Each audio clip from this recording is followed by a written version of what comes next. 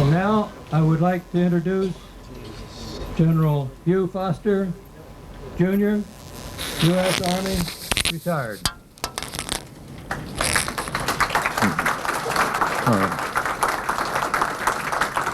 Good evening, ladies and gentlemen. Pleasure to be with you this evening.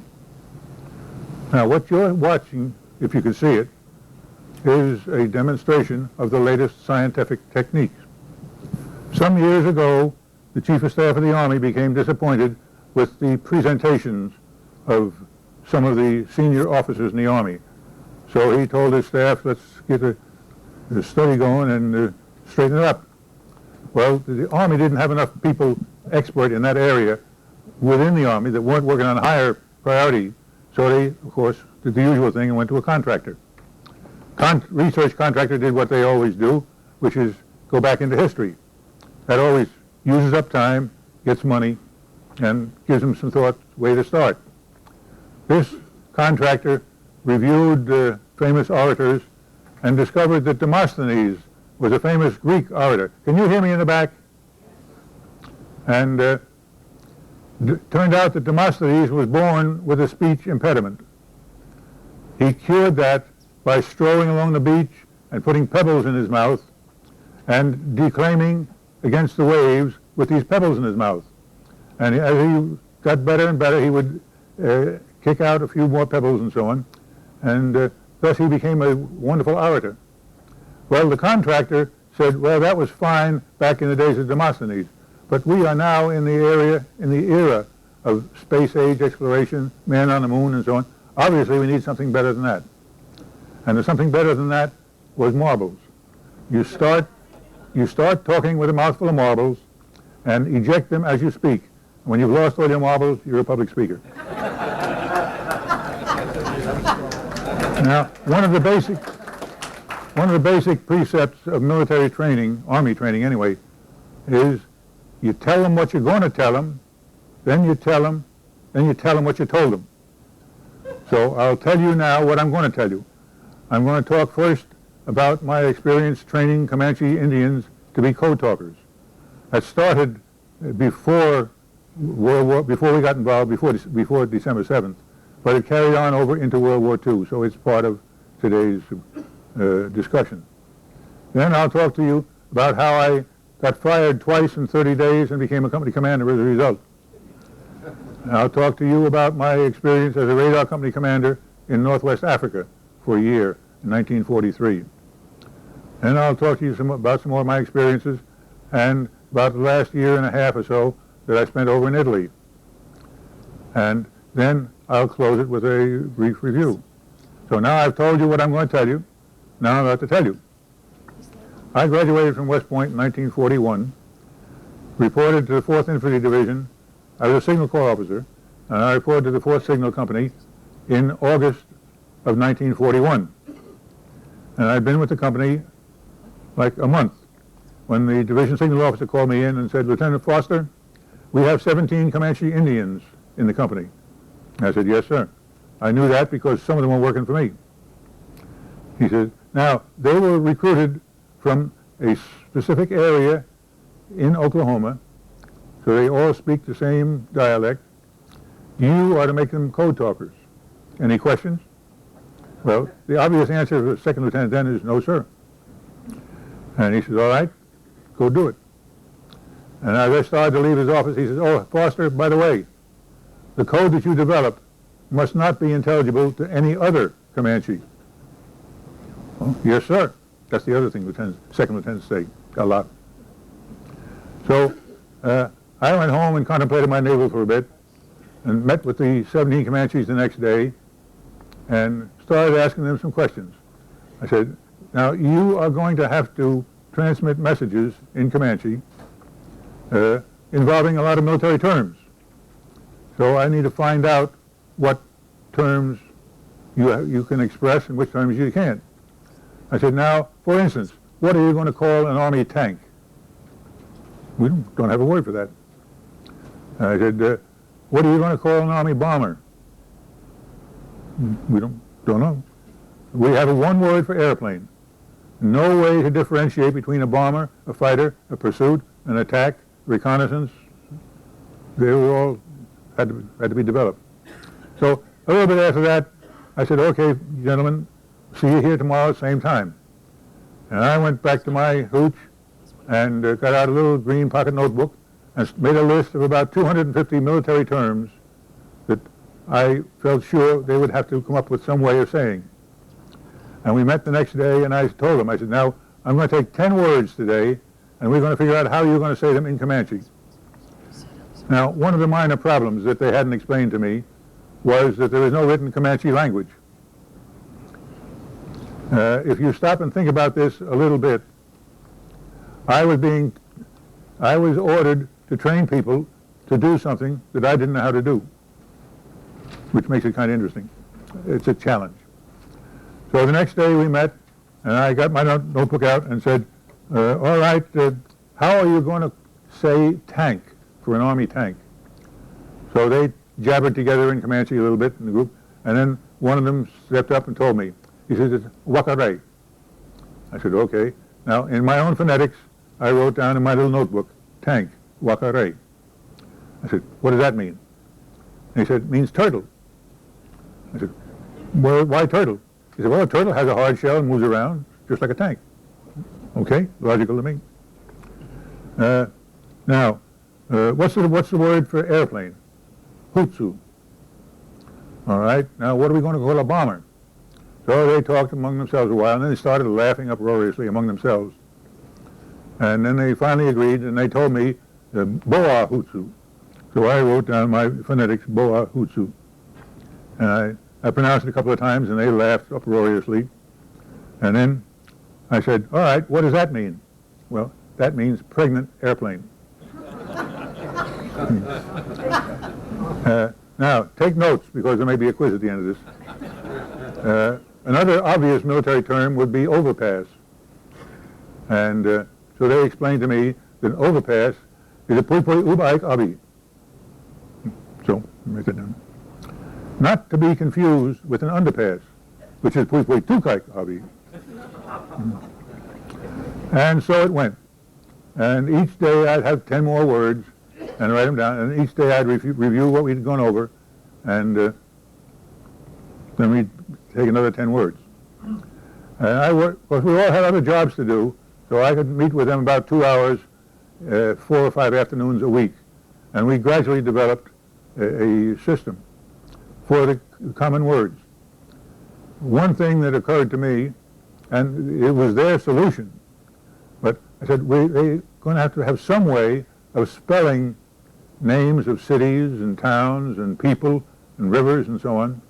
So how are we going to spell it so no other Comanche can understand it? And they come up with a very simple method. Now, here we go.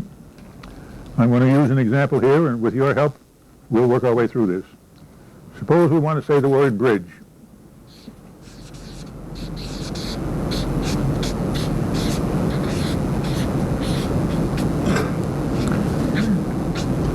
Now, the basic premise is that if they want a letter B, they will say in Comanche word for any word in English begins with the letter B. So, I'll just use 5 of them, for example, here. We use boy, bat, bench, bun, and somebody give me a 5th one.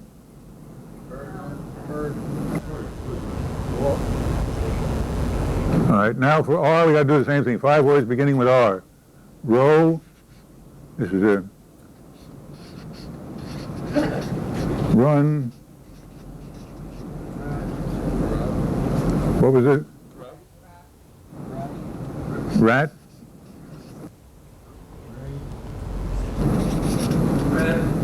Red, okay. Now we need 5 words beginning with the letter I. So obviously we got ice,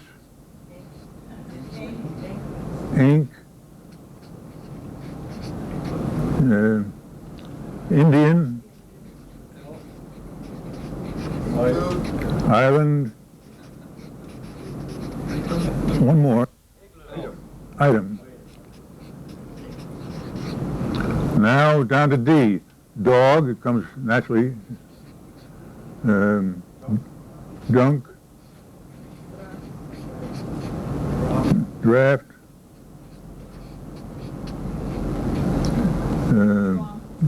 Dump. And day. That's a good one, okay. Now for G, obviously, we're all athletically inclined, so golf gets in there somewhere. Gun, good. What was the other one? Ground. And one more. Squirrel, good. Got to show that we don't discriminate because of race, sex, color, gender, and so on. Now, how about an E? Echo. Eagle. Eagle. Eye. Edge. And ear. Okay, now that's just a beginning. We got 5 choices for each letter.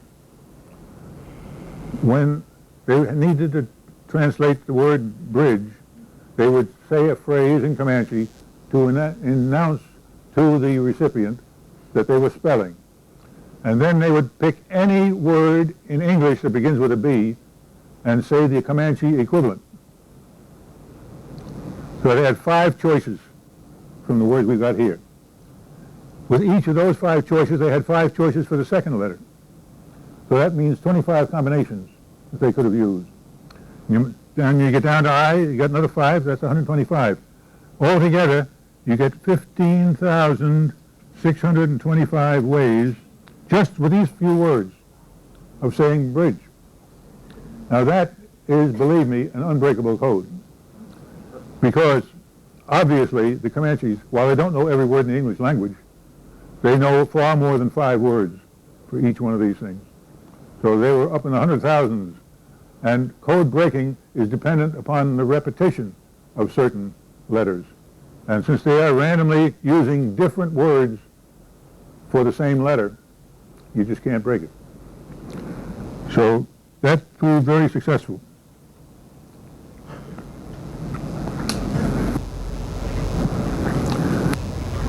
Now, I trained the Comanches for about 4 months.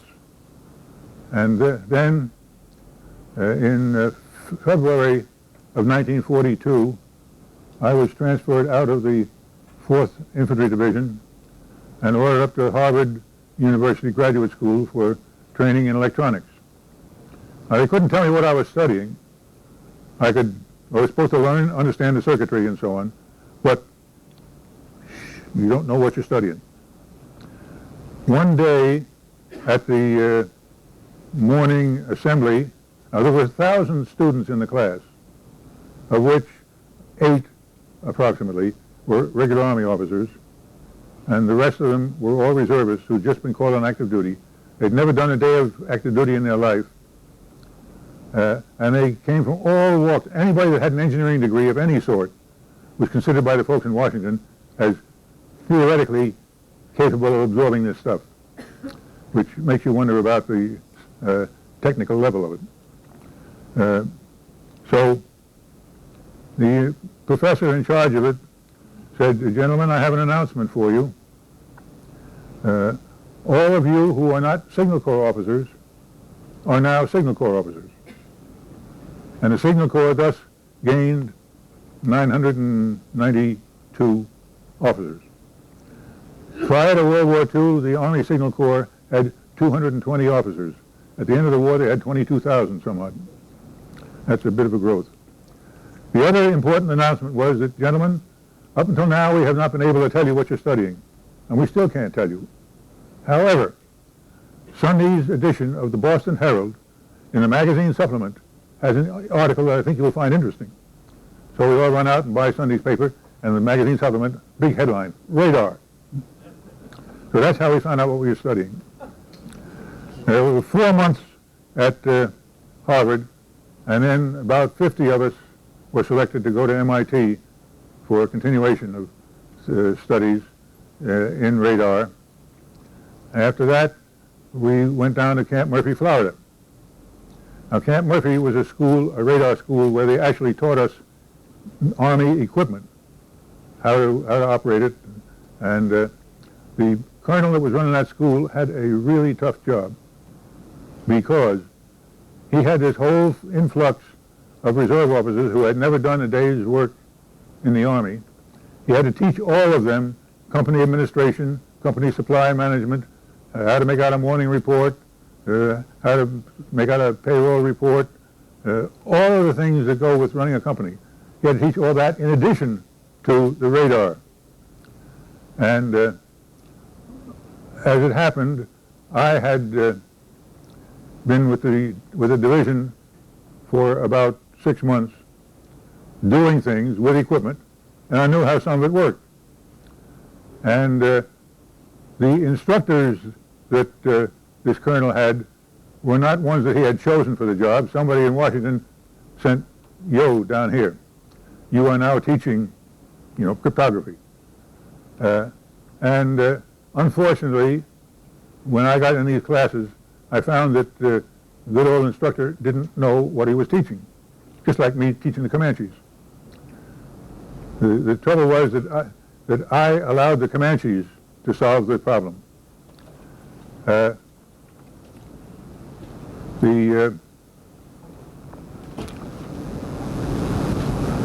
As I went to class and found things that didn't make sense, I got out a little green pocket notebook and made notes. That such and such a date, such and such a time, room so-and-so, lieutenant so-and-so, teaching a class and thus and so, said, this is wrong because, and I kept all these notes. And after about 2 months at the school, I had quite a collection of these things. As one example, some doctor came in to teach us about tropical diseases. And inscribed indelibly upon the tablets of my memory is one of the things that he told us, because it was so obviously wrong. He told us that if we're bitten by a snake, we run around and catch the snake and count it, turn it over, and count the number of layers of scale that's on the belly. And if it's an odd number of layers, it's a poisonous snake. Well, I knew from 7 years in the Boy Scouts that if you get bit by a snake, you don't run around anywhere. So that was in my list. Finally, I sat down and I typed up a 5-page, single-spaced letter to the commandant of the school, trying to do what I've been trained to do at West Point, make the Army do things right. And I felt sincerely that he would appreciate it. Well, he really did, because a couple of days later, he had a levy imposed upon him from another field, Drew Field in Florida, for 5 second lieutenants. He called them on the phone and said, will you take 1 first lieutenant? And they said, well, if we have to. And he said, you have to. So Foster got transferred. Now, this was a few days before Christmas. It was so important that I get there that I couldn't even have any leave to go home and see my folks before Christmas. So I go over there and sat in my duff over Christmas, and eventually got assigned to a platoon that was training out in the swamps of Florida. Now, the area they were training in had started out to be a housing development, never got very far before the war started, so we had incomplete foundations, sewage systems with open manholes with no cover on it, barbed wire from the previous farm occupants, broken glass, everything, poisonous snakes and so on. And it was not exactly the best place to be working at night, blackout, with high voltages. The first night I was there, they brought a soldier in to me with his hand wrapped in a handkerchief. And he had a bad cut across his hand. And so I said, hey, what's with the handkerchief?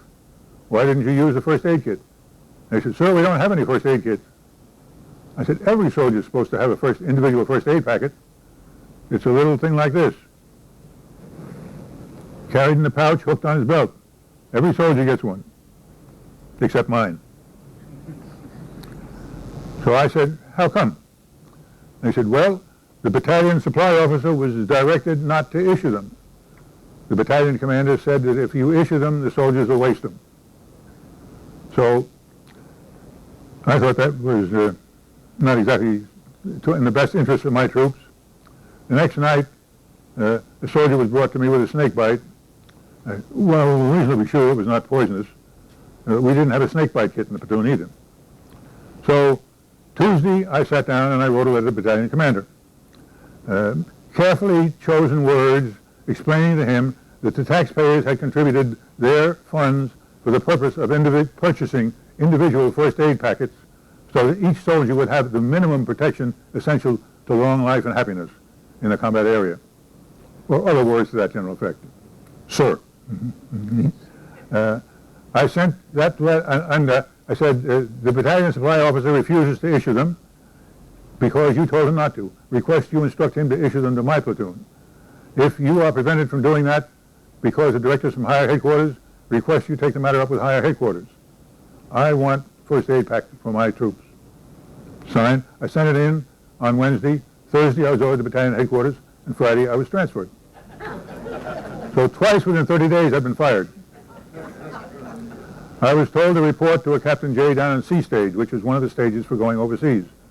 So I reported to Captain J. He said, "Oh yes, Lieutenant Foster, I heard you were coming. You are now commanding officer of Company E of the 560th Signal Aircraft Warning Battalion." I thought, hey, it's pretty good. My deep interest in doing things right has been repaid. I'm now a first lieutenant, company commander. That's a captain's position. Possibility for promotion here eventually. Little did I know. And so I said, "Well, sir, where are the other officers in the company?" He says, "There's no other officers assigned." "Where are the enlisted men?" "There are no enlisted men assigned." "Where is the company barracks?" "Barracks has not been allocated yet." "Where is the company equipment?" "Company equipment has not been issued yet." I said, "Well, Captain J, if I understand correctly, I'm commanding Company E. No officers, no men, no barracks, no equipment, just me." He says, "You got it, Foster." So I said, "Well, Captain J, what can you tell me about my new command?" And he looks down the paper in the desk. He says, "Oh, yes. Foster, your company is going overseas in 10 days. Be ready. Dismissed." So I eventually found out from outside where our barracks were going to be, and went over there and sat there and waited for something to happen. And very shortly they started to filter people in. My first sergeant came in. Now he was a T5. For the ladies, that's one grade below corporal. He was going to be my first sergeant. He made T5 the day before he was assigned to me. He'd been in the Army 3 months. That's my first sergeant. My supply sergeant was an old-timer. He'd been in the Army 4 months. And they kept transferring people in, and then they'd be found physically disqualified, and they'd transfer them out. And eventually it got so bad that the headquarters that was doing this had to call a company formation, line up everybody between 2 barracks buildings against one wall, and as they called out a name, the soldier would walk to the other building. And when they got through, there were 15 left here, and they had about 15 to 20 names that they hadn't called, and none of them married up with them. So we started all over again. The morning report in those days was a bound book, and you had to handprint in block letters the name of all these Polacks and Jewish and so on, every soldier's name and rank when he joined. It was a bound book for 1 month. No corrections were permitted, none. If you got to page to the 28th day and you made a mistake, you had to do the whole darn book over again. And this was my first sergeant's job. Of course, he was missing one joint on his first finger, too. So, anyway,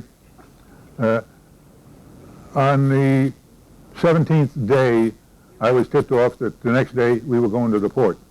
We were still short 5 men. I reminded them of that, and they said, "Foster, you'll have your men when you leave. If you have your men when you leave, I've done my job." I couldn't really disagree with him because he was a colonel and I was a lieutenant. So I got the company together and told them we were leaving the next day.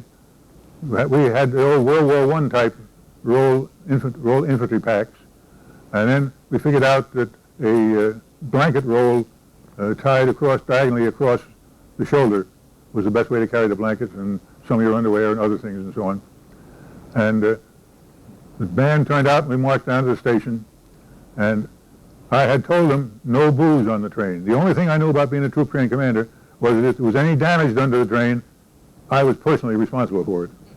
If anybody broke a window or anything, Foster was going to pay. So we got to the station. I had them form for inspection, open ranks, and display all their packs, unload all their packs, display everything. And then I had the officers inspect for one thing, booze. And there was not a single bottle of booze in the company, which was reassuring to me, because they were starting to pay some attention to what I told them. So anyway, they made up their packs and got on the train, except for the 5 guys. And the conductor was there, ready to go. I said, hey, I've still got 5 men coming. And I called the headquarters and said, I'm here, the train is ready to go, but I'm shy of 5 men. And they said, we will get them for you. And in about 20 or 25 minutes, a 3/4-ton truck came down there, screeched to a halt, and 5 woebegone privates tumbled out. They had their overcoats unbuttoned, their leggings were half-laced, wearing 2 hats, jackets and stuff hanging all over everywhere. They had been in bed asleep. Somebody came on, you, up, you're going overseas. And so I checked the orders, put them on the train, and away we went. The next morning, the doctor on the train came to see me, and he says, Lieutenant, one of your men up there is coughing blood. I think he'll live until we get to Camp Kilmer. Well, he did, and we got to Camp Kilmer. We were at Camp Kilmer for a week or 10 days or so. Then we went over to Staten Island to board a transport. We had a formation on the dock by the side of the ship. And of course, when you're standing on the dock and the ship is tied up right there, all you see is a big steel wall with a gangway.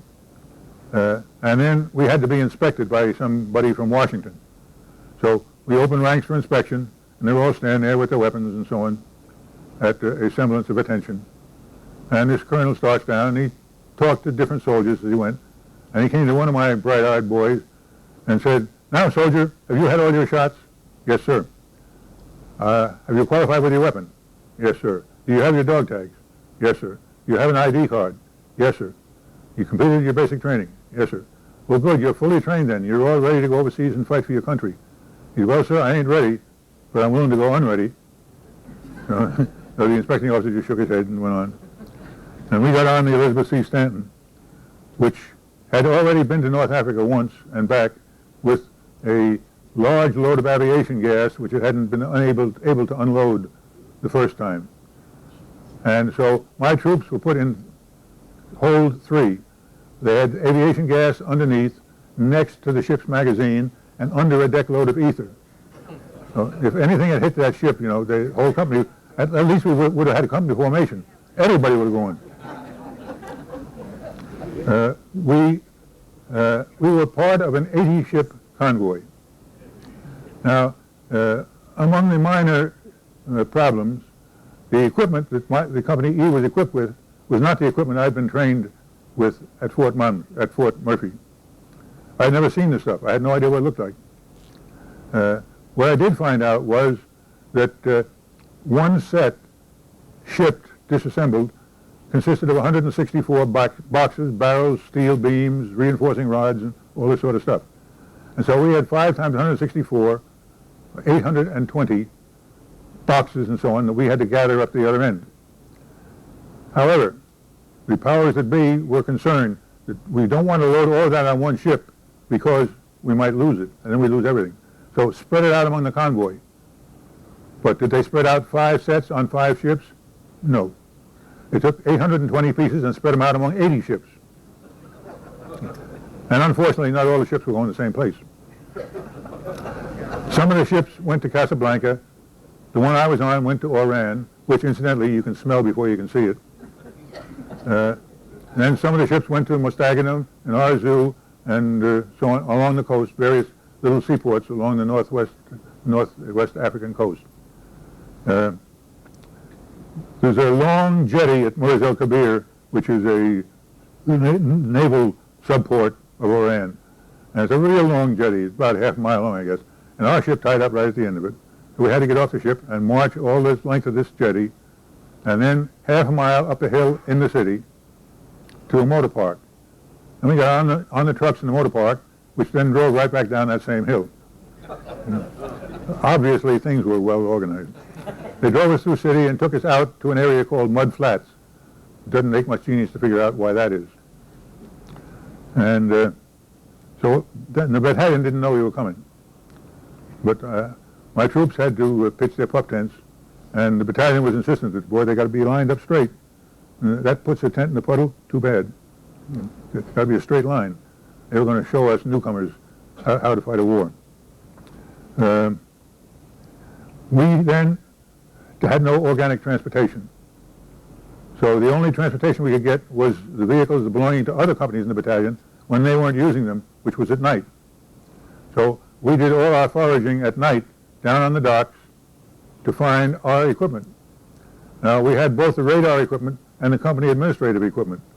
The company supplies, kitchen ranges and tents and all that sort of stuff, all marked with our shipping number.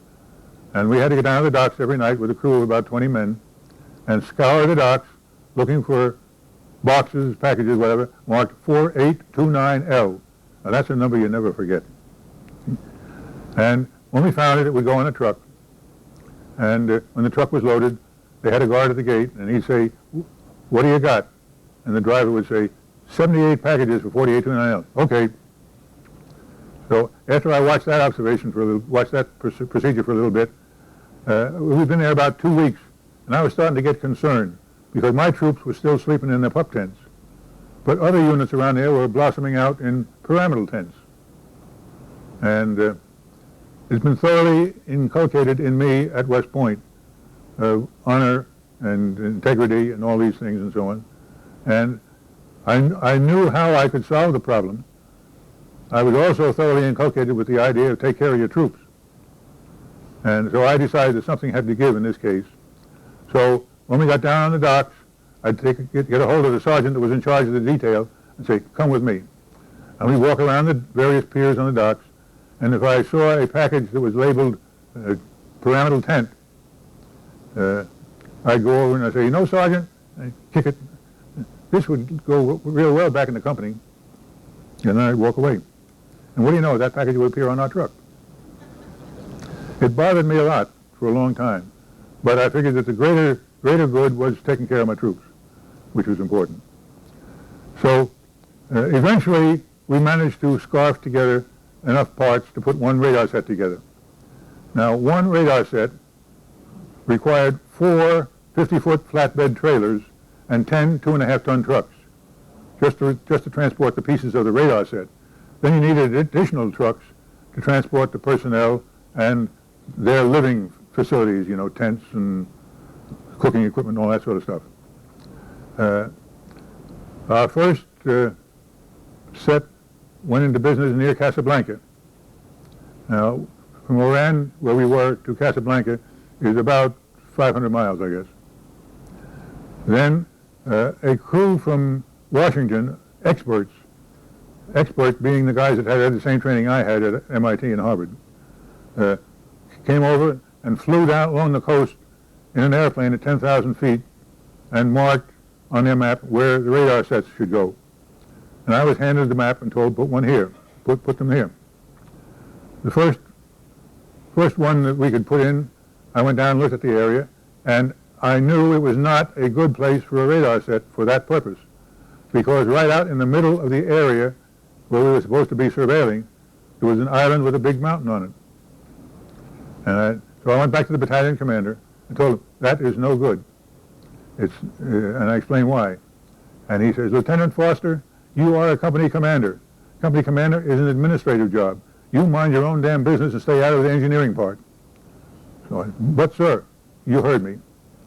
So they spent 6 weeks erecting this set where the geniuses said from 10,000 feet. When they fired it up and tried to adjust it, they found it didn't work. So they had to dismantle it and move it down the beach half mile, like I said. I didn't dare go back to the battalion commander and say, nya, nya, nya, nya, nya. Then, about the third site, they picked a huge granite boulder. I mean huge, bigger than this room, down at the water's edge. And it was to be put there.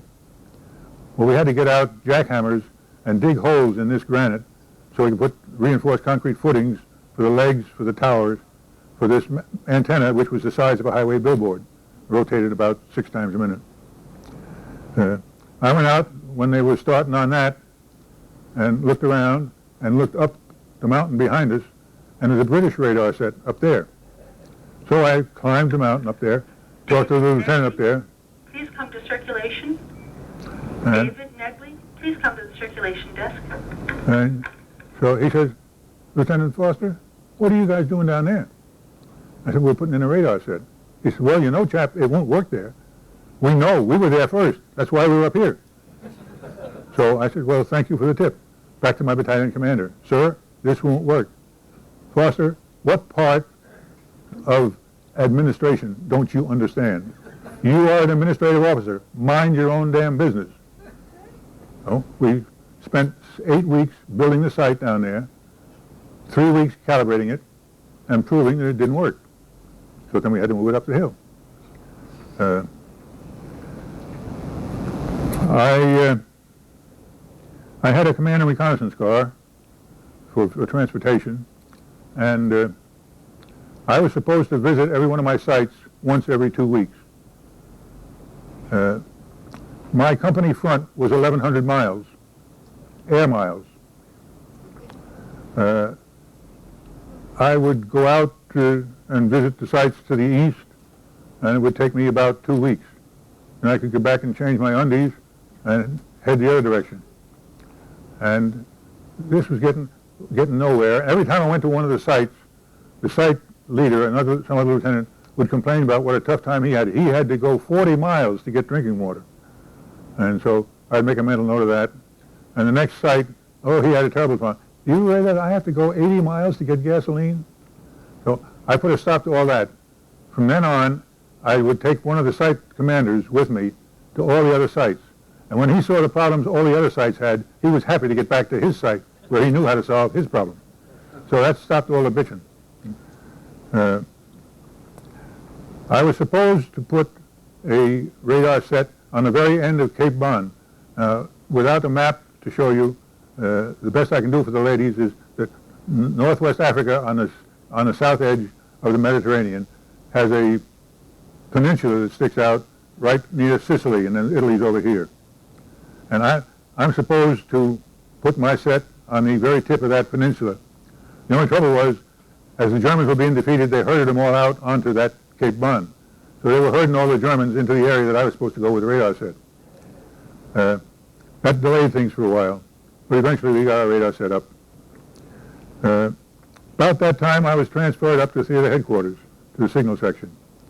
And I put on air dispatch letter service, an air courier. They used to fly a courier every day and make a sort of a round robin of the major headquarters in the theater with classified documents. That was an interesting affair because the planes that they used were war-weary airplanes and the pilots were war-weary pilots. And the combination sometimes doesn't mix too good. One of the sporting events occurred when I had to land, when the plane had to land at a place called Ajaccio in Corsica. Now the field was about 6 feet above sea level, and so you come in over the water right onto the field, but right at the end of the field is mountains start. And I was sitting in the back of the plane.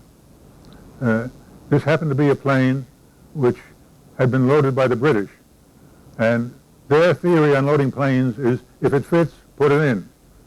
They didn't worry about the weight. The plane was practically sagging, and there was barely a narrow passage down one side so the pilot could get aboard. And I'm sitting on that left side looking out the window, and it seemed to me that it was sort of a long ways down the runway before the wheels touched. And I look out the window, and I see the ambulances and the fire trucks starting out of the garages. I thought, ooh.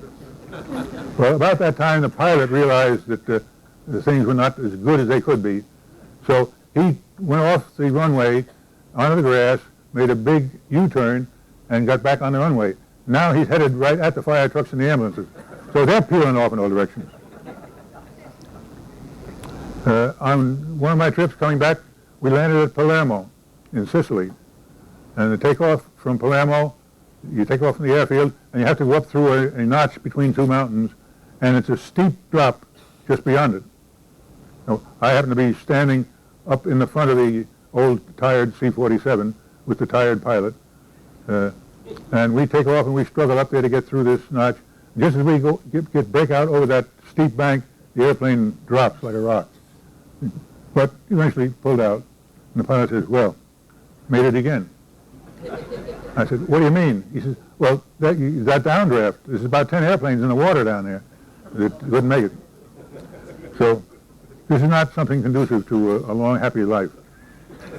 After a couple of weeks, 3 weeks I think it was, as an air dispatch courier, the signal officer, who had been my boss back when I was with the 4th Division, called me in, and he says, Foster, I'm sending you over to Italy for 3 months as an observer. General Moran over there knows you're coming and knows why you're coming. You have free carte blanche to go any place you want to go to observe signal corps operations in a wartime area. Learn as much as you can and be back here in 3 months.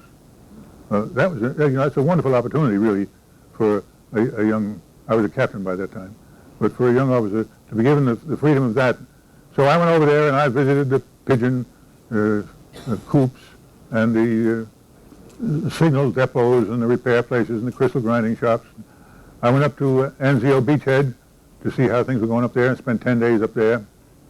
Since I was a visitor, the headquarters had taken over a palace of the Prince of Borghese, and I was allotted one small cubicle on the ground floor in the back wall as a quarters to sleep in.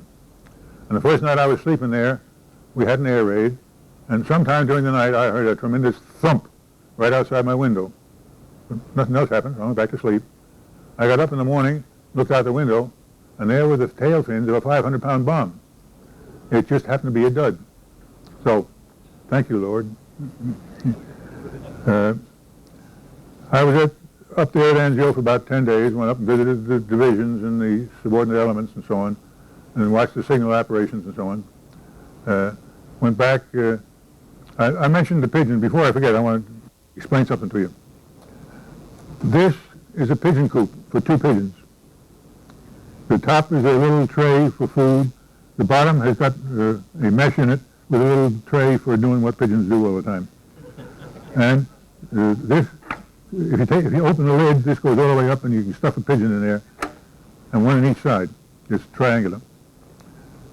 And that's the way they normally would deliver pigeons to somebody on a mission. When I was in Italy in late 1944, the intelligence folks wanted to know something about the German motor vehicle traffic back and forth on the in the Po Valley. So they had an observation post up in the North Apennines on the crest of the mountains looking down into the Po Valley. And they sent an observation team up there to count the number of vehicles going east and the number of vehicles going west and so on, and take a couple of cases of pigeons up there with them. Now, it was a 4 or 5 hour climb to get up there on foot. And then they was supposed to write a report. Now, this is a standard message book, message form for the Army to use. And in the back are some sheets of tissue paper. The tissue paper is for the pigeons. If you're going to use pigeons, you write your message on the tissue paper, roll it up into a little bitty tube, put it in the aluminum tube that's clamped to the pigeon's leg, put the cap on the tube, and then turn the pigeon loose. And he knows where to go.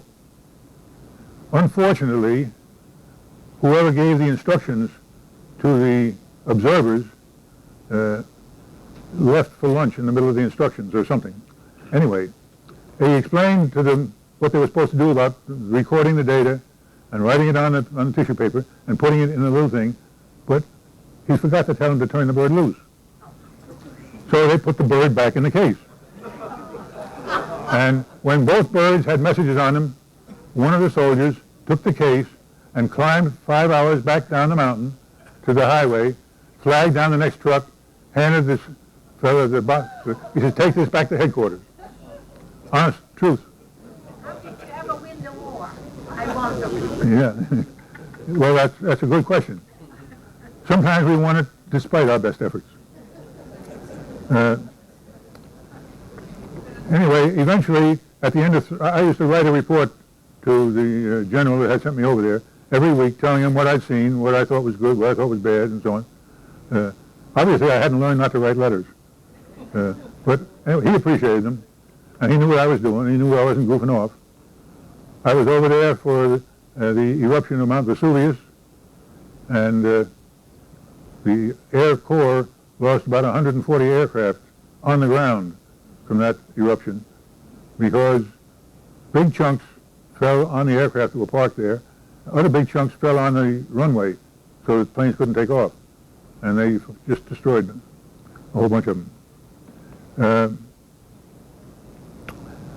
When 3 months was up and I was figuring about coming back to North Africa, I was transferred in place to the Signal Battalion supporting the 2nd Corps. Now for the ladies, the way the Army is organized, you've got companies, several companies makes a battalion, a couple of 3 battalions makes a regiment, several regiments, 2 or 3 make a division, and a corps has any random number of divisions that they choose to assign to it at the time.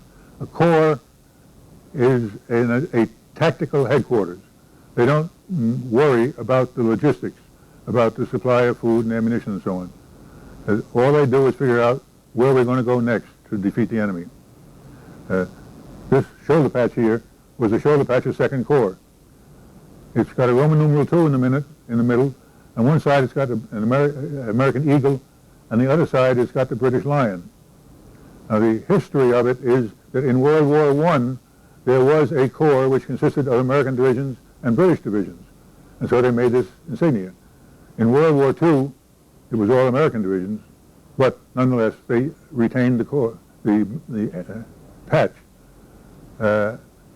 In a bar in Algiers one evening, some British soldier asked an American soldier with the patch what that stood for. He says, well, the Roman numeral stands for 2nd Corps. The lion stands for England, and the eagle stands for America. So the patch stands for America coming to the aid of England for the 2nd time.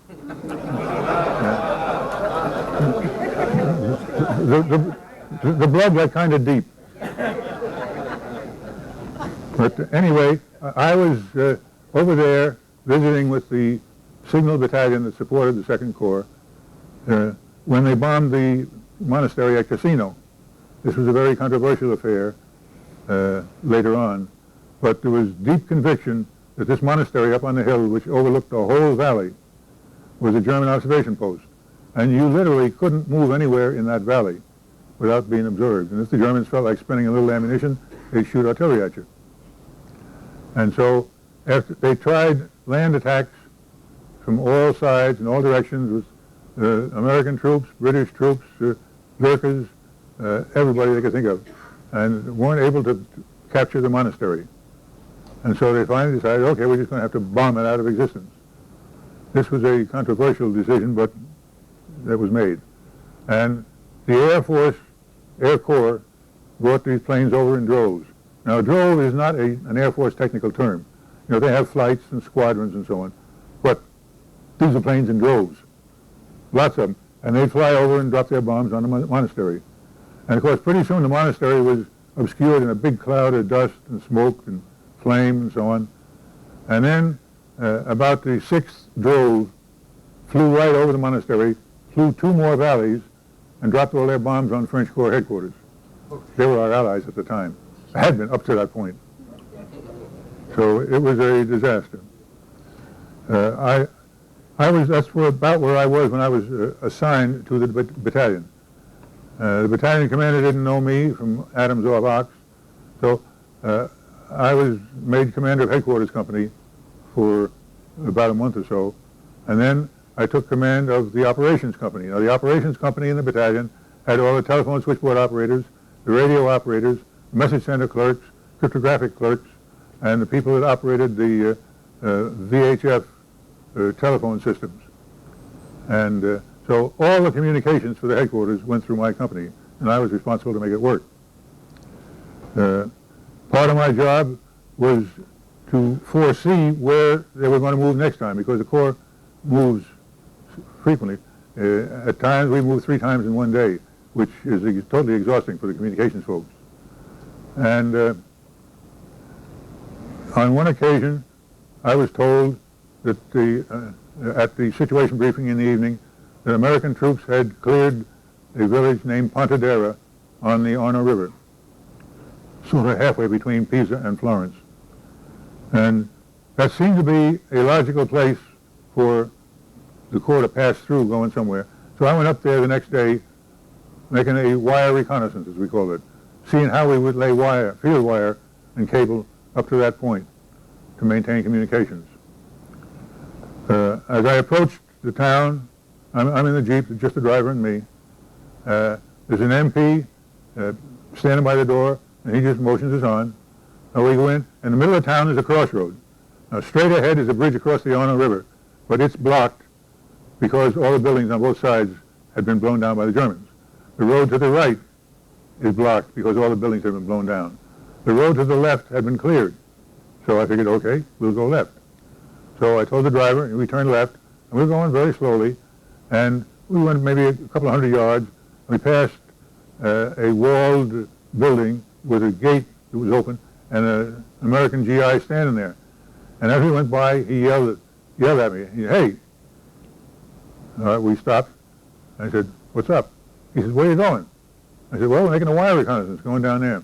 He said, "Well, you see that little gas station down there about 100 yards?" I said, "Yeah." He says, "Ain't nobody made it past there yet." So I decided I wasn't going to be the first.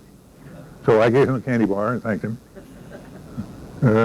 Then I got word that two Corps was going to move their headquarters into a park in the middle of Florence. Now this is a beautiful park, 2 blocks deep and 10 blocks long along the Arno River. All lots of trees and shrubbery, bridle paths, walking paths, roadways through it and so on. And if the Corps is going to move in there, I have to get in there and nail signs on trees that this is where the switchboard goes, this is where teletype goes, this is where message center goes. I identify all the places. So I spent about an hour wandering in on the Jeep and on foot through the bushes and so on, putting up these signs. And having finished that, I left. Because then I had to find a place to park my company. My company had to be within 2 miles of Corps headquarters. And so we drove back out of town and came to the airfield. And the airfield had some beautiful buildings. And I thought, gee, if we could just get one of those for my company, it'd be great. They had a fence around the place, ornamental iron gates fastened with a chain and a padlock. Well, a little padlock like that wasn't going to stop me.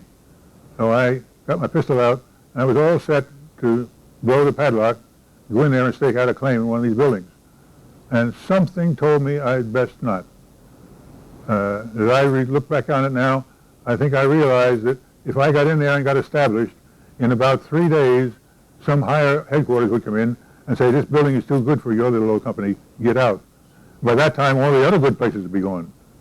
So I decided to give it a bye, put the gun away, and went on about my business. That afternoon, a field hospital came in. They did break the lock, and they drove through, and in about 15 minutes, they had 17 people killed on mines, right through that gate. So, number 2 for the good Lord. Then I got word that Corps headquarters was not going to go into that park along the river after all, because 5th Army was going to go in there. So Corps, get out, go someplace else. So I had to go back and walk through all these bushes and pull down all my signs and go to the new location. The next day, the signal troops from 5th Army came in, and they had 16 men wounded and killed walking around that area on mines and booby traps.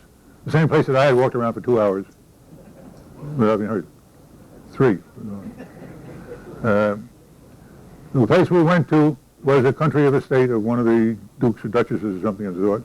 And I laid out where we wanted with the company, where we wanted to put the company mess, and there was a path leading down into the valley behind the kitchen area. So I walked down the path about 100 yards or so, just to see there were no Germans down there waiting for us and so on, and turned around and came back. That evening, one of the cooks walked down that path and stepped off the path to take care of nature, hit a booby trap, lost a liver, and got evacuated back to the States. Number 5. I stopped counting when I got to 14. I figured that the good Lord had decided that I was going to survive this war, so I didn't worry about it. We went on a mad race up to Rome. We went north of Rome and had a period of about 10 days of rest, recuperation, refitting, and so on. And I always tried to find a good facility for my motor pool folks, because their job is a tough one at best. And laying on your back in 6-inch deep mud, trying to lubricate the hidden workings and hidden mechanisms of automobiles and so on, is no fun. And I spotted a building out in the open there, an Italian warehouse. It was beautiful. The roof was intact, the walls were intact, nice concrete floor, dry. The only trouble was there was a stack of German anti-tank mines in the middle, a stack about like from here to the table, a cube of these German anti-tank mines. So I told the rest of the soldiers with me to get out of the building, and I decided that I would try to move those mines out of the building and give the motor pool a good space. So I went over and looked it over carefully, decided that I'm going to live through this. I lifted one up, nothing happened, so I carried it outside and set it down very carefully. And I moved about 5 or 6 of them out and said, all right, now you guys come in and move the rest of them. And they moved all the rest of them out very carefully. The next day, I received in normal distribution a notice from intelligence saying the Germans had come out with this new mine, and here's a picture of it, and it is so temperamental that do not, under any circumstances, endeavor to move it, destroy it, and place it, anything. Don't even look at it hard. Good Lord.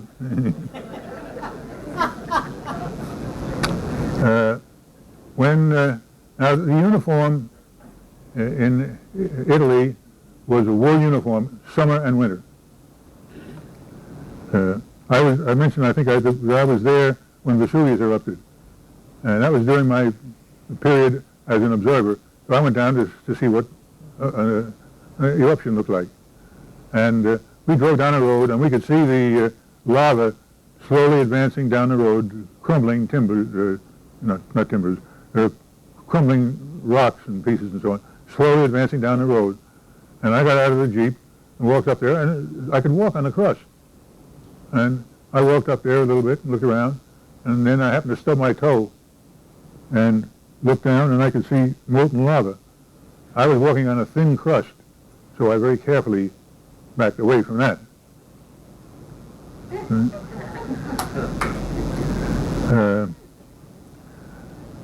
I think I've about covered most of it.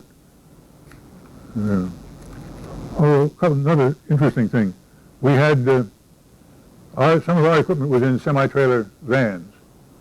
Now the first problem was the semi-trailer van would not fit into the LST, the ship, that they use in the invasion.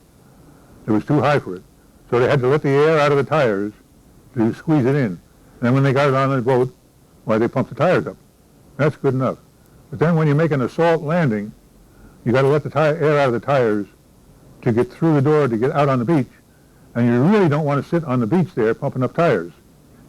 So the vans went on down the road on low tires, and didn't take long before we needed a whole set of new tires for the vans. The Corps, I mentioned, sometimes moved 3 times in a day. When we spent the winter of 1944, at least I did, in the North Apennines, waiting to get into the Po Valley. We were just, the troops were just stymied there. When we finally, in the spring, got over the crest of the mountain, got down into the Po Valley, they took away all our winter clothing because the soldiers would just discard it. It was too heavy to carry and so on. And so we turned in all our winter clothing, zooped across the Po Valley in about 3 days, and we were back up into the Italian Alps in the snow in our wool uniforms. And the Germans in Italy surrendered a week before the Germans up north surrendered. The Germans up north surrendered on the 7th of May. The Germans in Italy surrendered on the 2nd of May. And they surrendered at 2 o'clock on the afternoon of the 2nd of May. And at 4 o'clock that afternoon, I received teletype orders to proceed to the United States without delay to attend the Command General Staff School. Now, this had been in the mill, you know, for weeks and months and so on. They had no idea that it was going to happen on that same day. So I called the battalion commander, who was 40 miles to my rear, and told him I had just gotten these orders. Well, first thing, he was mad because I found out about it before he did. I don't know what he expected, because I was the one that would have had to tell him anyway. And I did tell him. So he said, well, what are your plans, Foster? I said, well, I've got to audit the company fund, I've got to inventory all the company equipment, and straighten out the property book and arrange the transfer to my successor, whoever that is, and so on. I figure I can probably start out of here in 3 days. He said, Foster, you're leaving tonight. Oh, but sir, don't but sir me, you're leaving tonight. Your order said without delay. I said, how am I going to audit the company fund? He said, I will have somebody from Corps Finance Office at my headquarters, 40 miles to the rear, at 10 o'clock tonight. You be here with your company fund and your books. And so I had to start home that night. All my collection of war souvenirs had to get left behind. I had collected a whole bunch of foreign rifles of various makes and so on. I had to leave them all there. Broke my heart. But we started back, and since the Germans had surrendered, you could drive with headlights. Now, we're going one way down a country road, and a column of American tanks is coming the other way. And you really don't want to argue with a tank when you're in a Jeep. So we got way over and let them have the part of the road they wanted, which was close to the middle. And about an hour after we started driving, our electrical system failed. I lost all lights. We had these little blackout marker lights. That's all we had. And so we were fighting our way through these tanks and so on. About 10 miles further down, I started passing a long convoy of parked stake and body trucks. That's a flatbed semi-trailer with a sort of stake fence around the sides. And these were all packed with surrendered Germans, all still carrying their weapons and ammunition and standing up in there, jammed in as tight as could be. And I hoped that they remembered that they had surrendered. And we drove by them, and as I got up to the head of the convoy, an American private stepped out and flagged me down. He said, hey, Captain, can you help me? I said, I don't know, what's your problem? He said, I got to take these guys to the POW cage back there, and they won't go. They said they're tired, they're going to sleep. I said, well, we'll see about that. Now, I had studied German 2 years in high school. I'd also studied French 2 years at West Point and Spanish 1 year.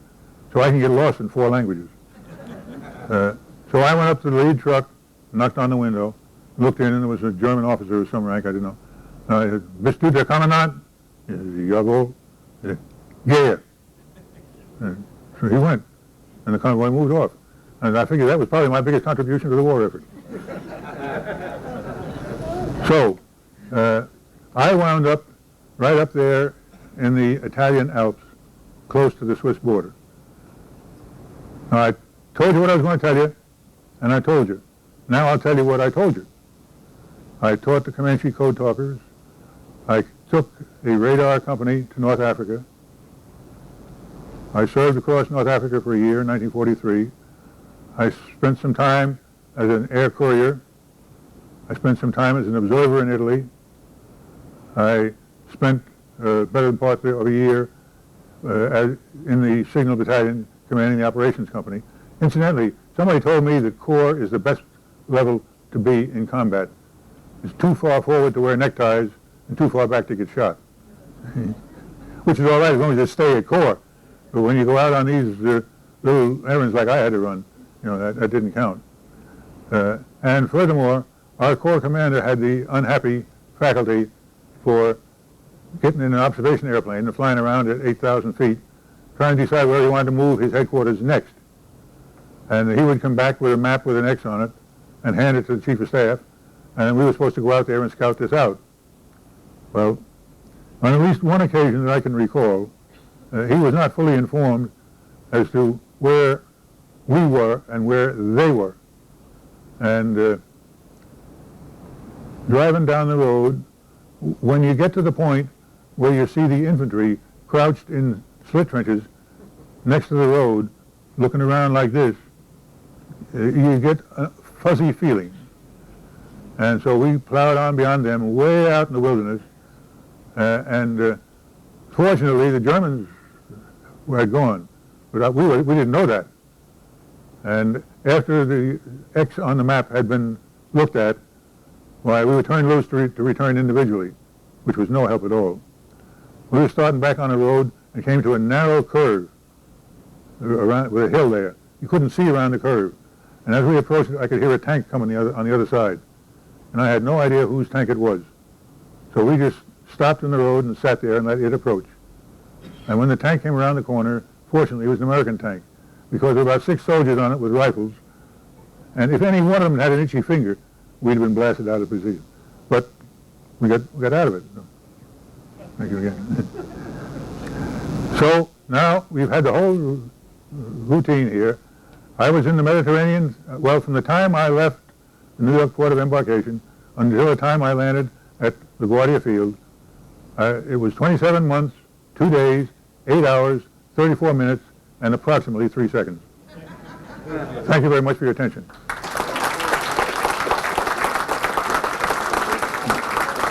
Now, yes. Would you retell the story about how you had fixed up something to show clearance for the trucks? Oh, yes. I told you that the one radar set required 4 50-foot flatbed trailers and 10 2.5-ton trucks. Those flatbed trailers were stacked pretty high. We had made a route reconnaissance of the road to the east, and we knew there was one low overpass. So we set up a little frame in our motor pool back in mud flats, and any truck that was going east had to pass under that clearance rod. And there's one driver just failed to go under the clearance rod, and he got going down the highway at about 50 miles an hour with this trailer load of radar parts, which are kind of sensitive anyway, and he didn't clear. And it wiped off the whole back end of that trailer. Fortunately, we were able to get replacement parts before the set went operational. But it was a disaster. Yes, sir. Could you tell us what happened to the Comanches that you worked with? I was overseas a year in North Africa before they went overseas. I got transferred out of the division, and I never got back to them. The division, 4th Division, went to England about a year later, and then they went into Normandy. Now, interestingly enough, Brigadier Roosevelt's driver was one of the Comanche code talkers. And because of the shifting tides and so on, the division was not landed where it was supposed to land. So the first message sent back to the command ship from the beach was sent by the Comanche code talker, who was his driver, and the message was very succinct. Right beach, wrong place. Now, they performed their duties. They were all wiremen or other functions in the company, in addition to being code talkers. They normally worked in pairs, one at each end of the telephone line, and they would talk in Comanche and pass records and so on. Then they had to go out and find broken wires and repair them and so on. One of them was out on a mission like that, found a break in the telephone wire and was repairing it and got surrounded by Germans. And they didn't know he was there, and so he was able to tap into the line and whisper in Comanche back to the friends where he was, and that he was just going to lay there quiet, and if they could send any help, it would be appreciated. So they sent some help out there and finally got him pried loose. Yes? Sharing some of the Comanche items that you have up there? Sure. First place, this is a pair of Comanche Indian moccasins that were made specially for me. Now, to do that, they had to know the size of my feet, and they didn't want me to know they were being made. So one of the Comanches had ordered them, and the way they did it, my grandson was told to ask me for an outline of my feet for one of his Boy Scout projects. So, talk about innocence. I gave him the outline of my feet, and he passed them on, and these were made. You can come up and look at them later. They got sort of symbolized American flag worked in the beading on the edges here and so on. These, I was assured, were made by the best moccasin maker in the United States, who also happened to be an Air Force colonel. There's an article here about them. This is a Comanche arrow. It is made out of a dogwood shoot. It's cut in the winter when the wood will not check. These are turkey feathers, I'm told. This arrow was hand chipped and set in a slot, which is then bound tightly with animal sinew. And the feathers are fastened on with the animal sinew. And then when the sinew dries, it tightens and really holds it.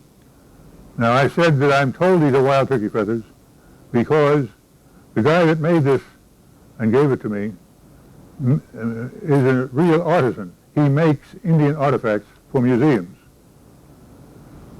He also spent a year in federal pen for shooting an eagle to get, so believe me, honest, these are turkey feathers, I think.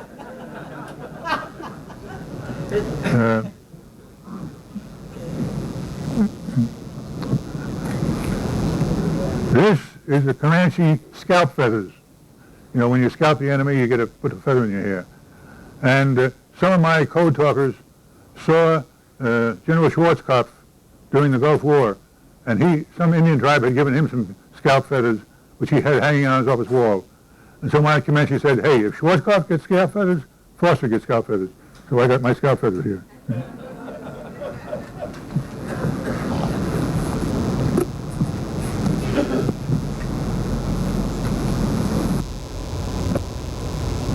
Now, according to the director of the National Security Agency, I got a letter here from him attesting to the fact that I am the only surviving non-Native American, i.e. paleface, to have actually participated in the generation of these code talking.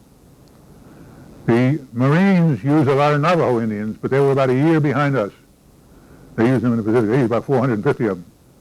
And the Marine Corps publicity people cranked out all 4 barrels, and so the Navajo code talkers, who did the same sort of a job, got all sorts of recognition.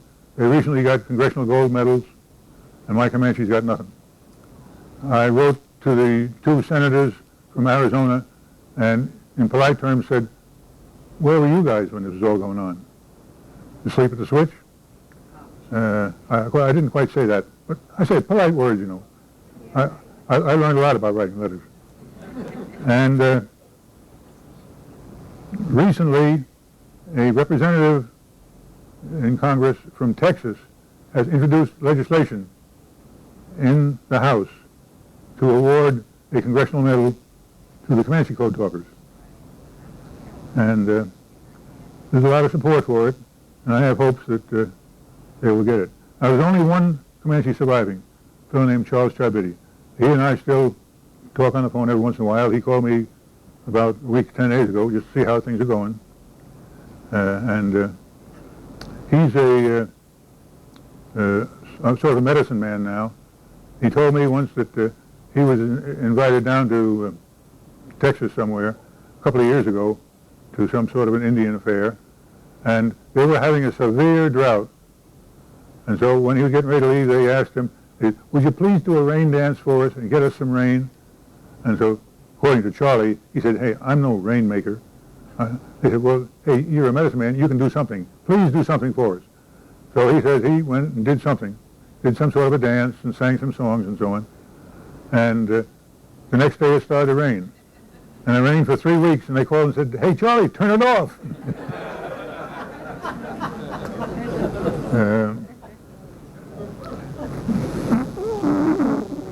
This is a fan that you use at a war dance because you get all heated up and you need a fan to cool yourself off. The Comanches, I can't speak for other tribes, but the Comanches are very generous. This blanket was given to me.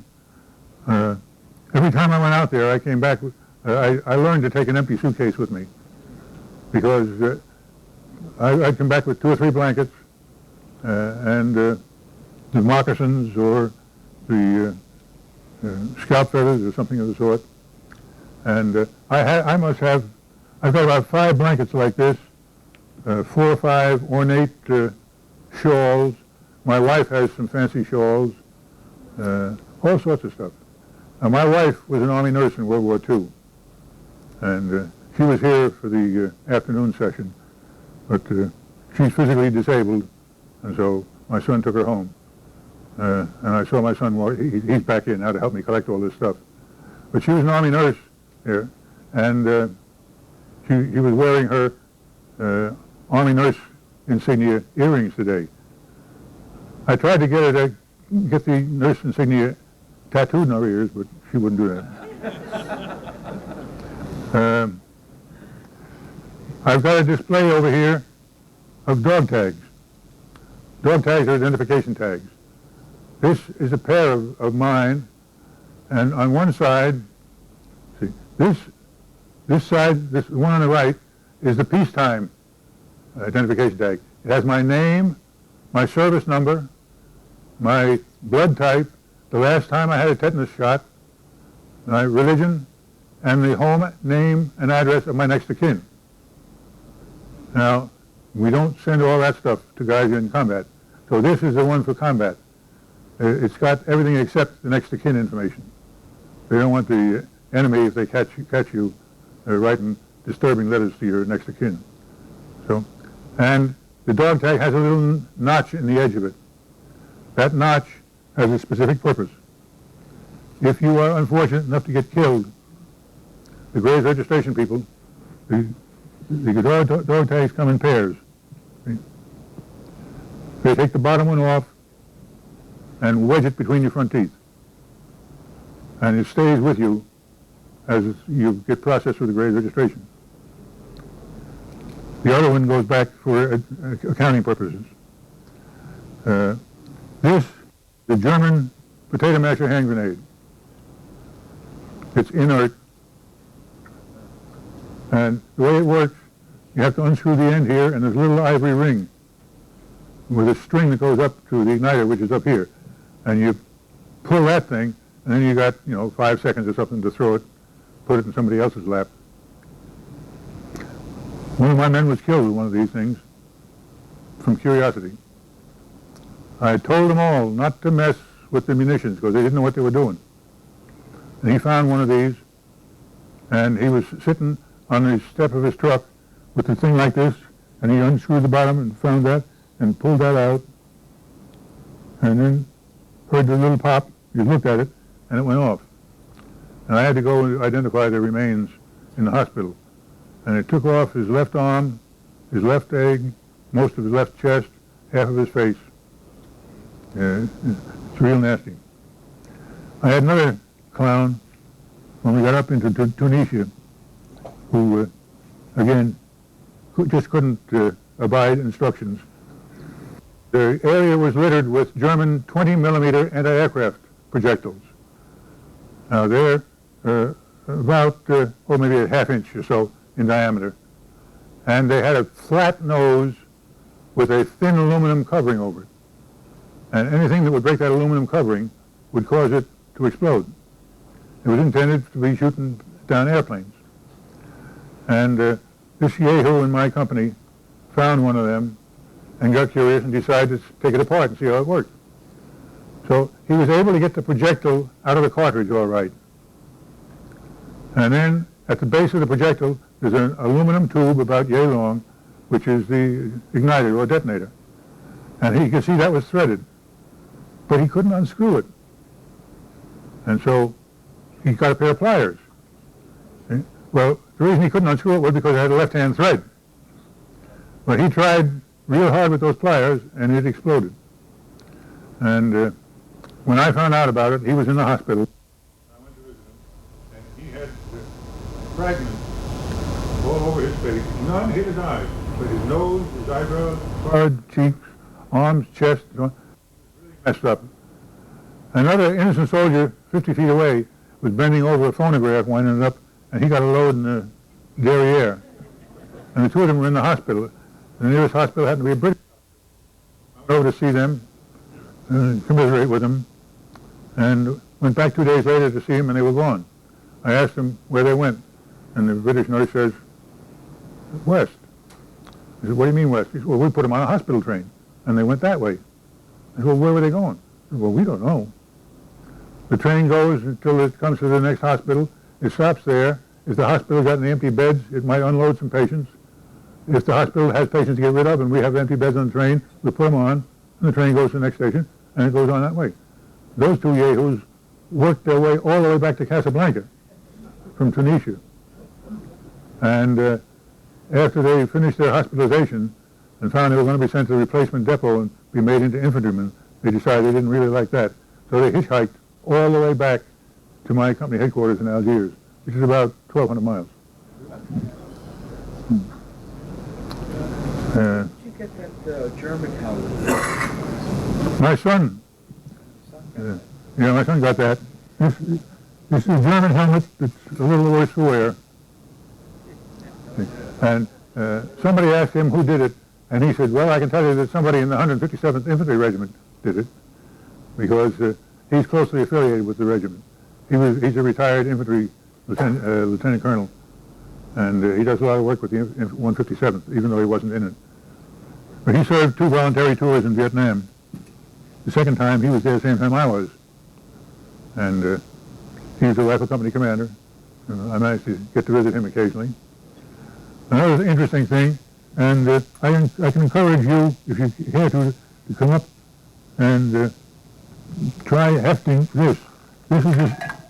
This is a standard field telephone, and it weighs about 20 or 25 pounds. May I have your attention, please? The library is closing in 30 minutes. Copiers will be turned off in 15 minutes. Do all your copying and computer printing jobs now. If you need to apply for a library card, do so now at the checkout desk. Thank you. You're welcome. This works on 2 flashlight batteries. And you can just, now you've seen on TV some pictures of the soldiers in the mountains there in Afghanistan.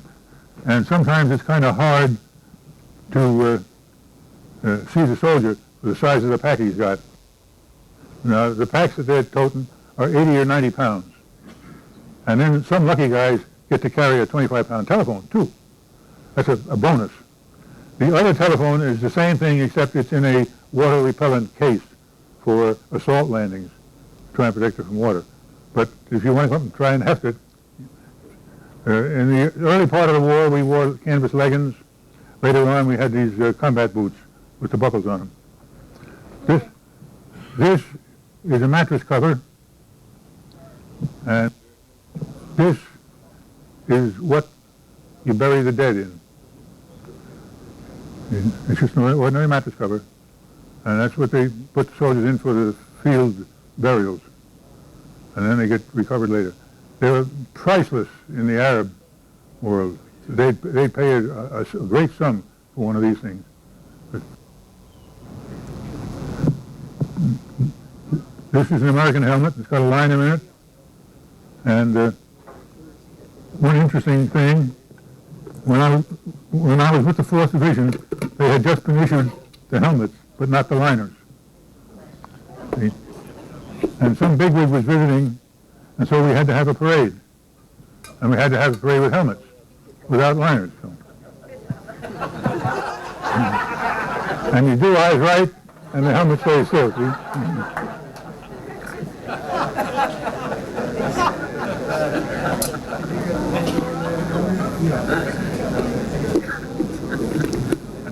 Any other questions? Show them the mine. The mine. Oh, this is a wooden mine, the German mine called a shoe mine. And it's all wood except this little plastic piece here. And they bury it in the ground, and if you step on it, it blows your foot off. Now, you can't, the mine detector is not likely to find it. There's a little bit of metal in there, but not much. And they also had plastic ones and glass ones and so on. They're real tough to find. Yes? Could you kind of retell a little bit about your experiences with the Comanche Indians when you went out to their Okay. I went out, in about 1990, I got a phone call from one of the Comanche code talkers back in Arizona. And they were about to be honored by the French government at a ceremony in front of the state capitol. And they wanted me to join them. They remembered me from long years before, and they wanted me to join them in the ceremony. So I was deeply touched about that. And I went out there, and it was in November, and it was chilly, and I sat there in an overcoat and sort of shivered while I danced around in breechclouts and feathers and so on. And they had a nice ceremony. I was invited to go up and sit with them on the steps of the courthouse. And the medicine man came along with some magic incense, smoking stuff, and a feather, and he waves the smoke over you and taps you on the shoulder, got a blessing and so on. I stayed with them about 3 or 4 days. They had some Indian war dance ceremonies. Now, Indian war dance, Comanche anyway, they have a drum about this big around, literally. And people sit around it. They have a long wand that's paired on one end, and it's an honor to be invited to beat on the drum. Different songs have different tempos and so on. Tom but Seltzer, they all know them. circulation desk. Tom Seltzer, please come to circulation. A dance consists of forming a column of fours and shuffling, and I do mean shuffling, around the drum 4 times. And that's a dance. And I have dances for different purposes. If someone is being honored, that someone will be put in the front row, and next to him will be one of the Comanches holding a hat out in front. And as they shuffle around, people from the audience will go up and put money in the hat. And when the dance is over, the honoree gets the money in the hat. I was familiar with that. I got it one time. And one day we had a special ceremony. We had a Comanche chief of some sort. So they lined us up in a straight line. There was a local official, the chief, my Comanche code talker, and he called me up to stand next to him. So we're standing there in a line, and they're going around behind, around the drum in front of us. And as they pass, people step out of the column and throw dollar bills at the feet of the Comanche chief. So I watched this for a while, and I figured, well, that's the thing to do then. So I reached in my pocket and pulled out a dollar bill and tossed it at his feet. I'd honor him too. The only trouble was that when it was all over, I was told to pick up the money. It was for me. So I turned to my Comanche code talker and I said, really, I don't want this money. He says, you've been honored. You've got to take it. I said, well, all right. Now, what organization in the tribe here would benefit from it? He said, how about the emergency medical service? I said, fine. So we went up to the microphone and made a little announcement, and I donated the money to the local emergency medical service. And when I had arrived at the ceremony, there were 2 ambulances parked out front. This is my first time, and I thought, boy, this must be a real war dance. Yes? Thinking about the code, and I just wondered a little bit, exactly how it works and whether certain problems might arise. Like, what if the same Comanche word could be translated 2 different ways in English? Well, for example, rock and stone, you would get 2 different letters. Did that problem ever come up? well, I have no idea because I don't speak Comanche.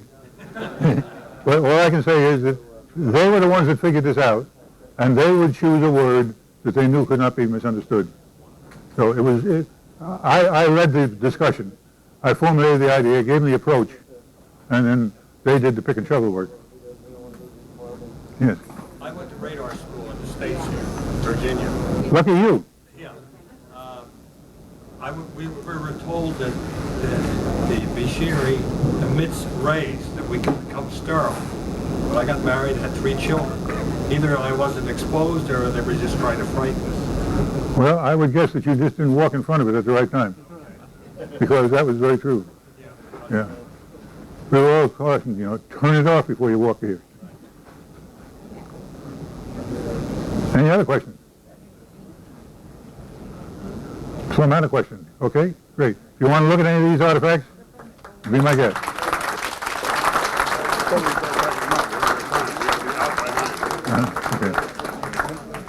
If you're so so inclined, we have the donation envelopes back there. Don't forget them. We use your help. And we can't spend too much time looking because we got to be out.